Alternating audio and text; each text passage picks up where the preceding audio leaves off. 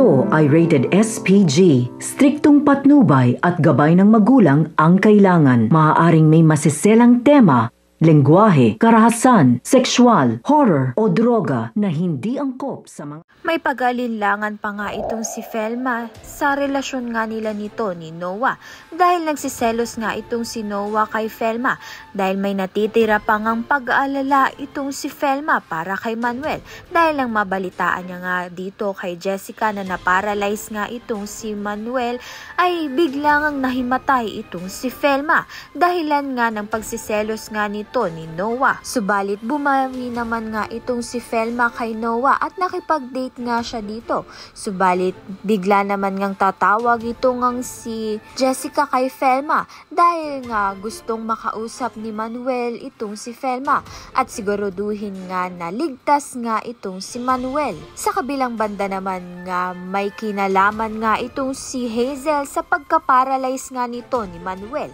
dahil nga natatakot nga itong si Hazel na pag nakarecover na nga ng tuluyan nito ngang si Manuel ay iwan nga siya muli. Kaya naman nga't nakikonsyaba nga siya sa mga doktor sa Canada upang gawin ngang paralyze itong si Manuel. Subalit hindi naman nga naisip ni Hazel ang kalayaan ng kanyang asawa na si Manuel. At isa pa nga ay labis ngang pagdadalamhati nito ni Jessica para sa kanyang ama. Kaya naman nga't yan at iba pa ang dapat nating pakaabangan. Maraming salamat sa iyong panonood.